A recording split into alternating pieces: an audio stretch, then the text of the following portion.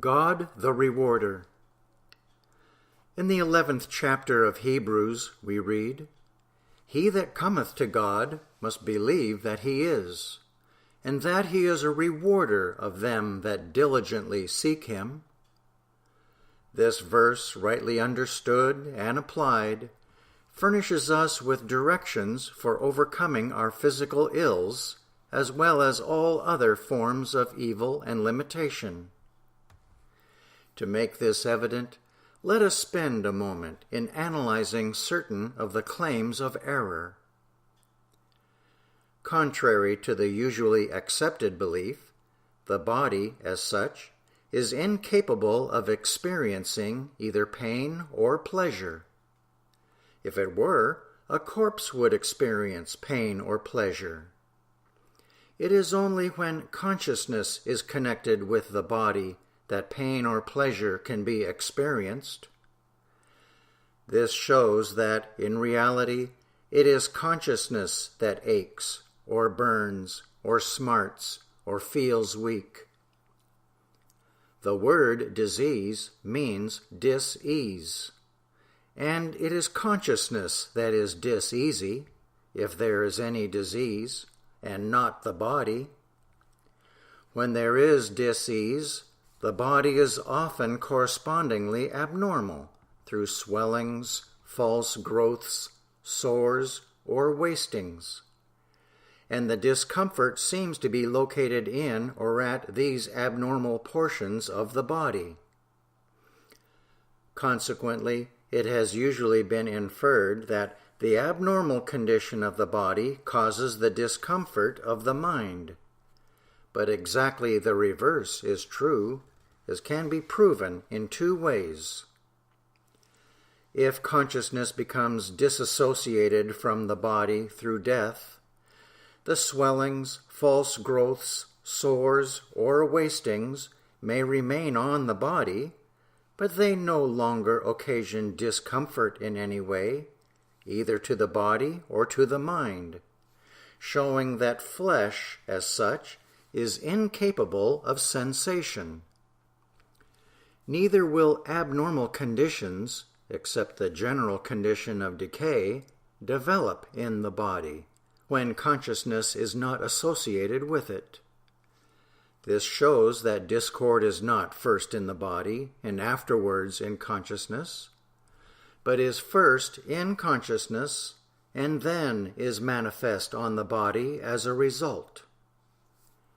To be sure, it must be admitted that a swelling or sore often develops to quite an extent on the body before the active mind discovers its appearance there or notices pain from it.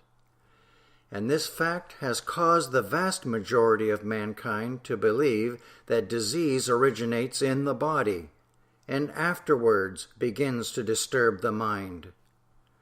But the fact is that the human mind, which is the mind that we must deal with when we are analyzing the claim of error, has a subconscious phase through which the body is mostly governed, unless God's government is being scientifically demonstrated. Disease usually begins in this subconscious phase of the human mind, and then begins to be manifest on or in the body, and then, last of all, begins to disturb the conscious mind. In the analysis of error, falsehood, or unreality, it is the so-called subconscious mind, of whose operations little has been known until lately, that is the chief channel and seat of disease and sin, so far as the mortal individual is concerned. In the absence of control by divine mind, the conscious and subconscious mortal mind act and react upon each other, and educate each other in sin and disease, using the body as a go-between, a mere football, as it were, to be kicked back and forth between conscious and subconscious arguments of evil.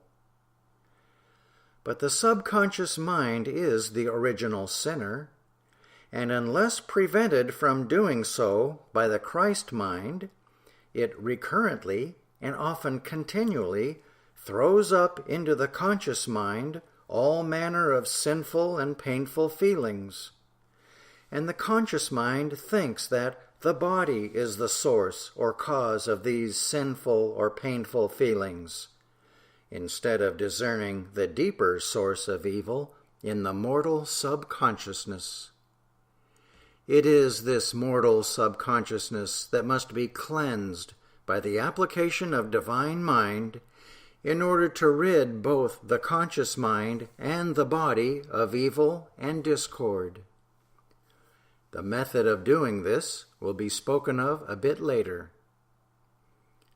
The second proof that abnormalities in the body are not the cause of discomfort in consciousness is the fact that the pain or other discomfort in the mind is often completely removed hours and sometimes weeks before the swellings or false growths, which at one time seemed painful, have disappeared from the body. If these abnormalities of the body were the cause of mental distress could not disappear until the physical abnormalities had been overcome. Almost invariably, the removal of discomfort from the mind through Christian Science treatment is followed, sooner or later, by normal conditions of the body. It has now been clearly shown that all disease originates mentally and is located in consciousness, and that abnormalities of the body are not, strictly speaking, disease, because they are not dis-ease, but are mere manifestations or effects of disease, never its cause. Hence, it is very evident that the proper effort to cure disease must center its activity on removing evil from the consciousness. And if it be removed from the consciousness, it will disappear from the body automatically. That which is to be treated is the mind, and not the body. It must be entirely evident on statement that a diseased or diseasy mind is an evil mind, and that the way to overcome an evil mind is to attack it with that which is opposed to it, namely good mind. Now there is only one good mind. Christ Jesus declared, "There is none good save one, that is God." If we intelligently and persistently turn to this good mind, God, that mind will remove evil from our consciousness as naturally as the sun removes darkness from our eyes when we turn from darkness toward the sun. Whoever beholds the light of the sun beholds, coincidentally, rays of violet, indigo, blue, green, yellow, orange, red, and every intermediary shade and tint of color, all beautifully blended together in what we call light.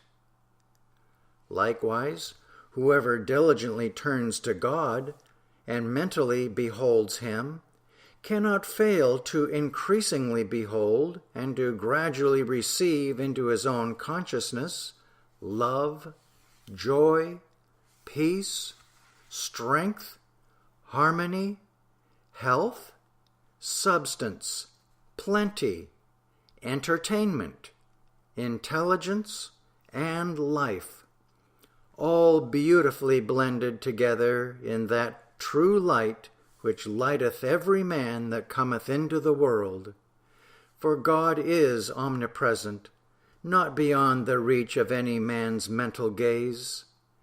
Yea, He is in every man's very heart, when that man will diligently open his heart to God.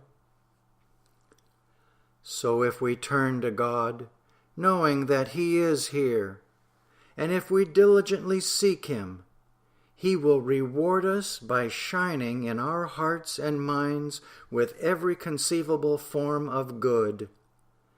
And in proportion as this comes to pass, in that proportion the darkness of sin and disease are driven from every phase of the human consciousness, and we are healed or made whole in consciousness, just where we need to be healed. And then the body soon automatically reflects the divine harmony, which, through the power of God, has been established in the mind. Accordingly, in the treatment of disease, the advice of St. Paul is most excellent. Be willing, be choosing, to be absent from the body in thought, and present with the Lord. For God is the healer, and He will reward us with healing if we come to Him with diligence. Suppose darkness should say to itself, I am going to rise up and attack light. What would become of the darkness when it got within reaching distance of the light? How much would it accomplish, aside from its own destruction? Moral: if there be no error, darkness in a man's own consciousness, the errors of his ancestors and all adverse thought influences will be as powerless to harm him as darkness is powerless to harm light. And this is true by gradation as well as true as a matter of complete attainment. The elimination of any portion or kind of error from a man's own consciousness through turning to God renders him more immune from the attacks of any form of error originating from without.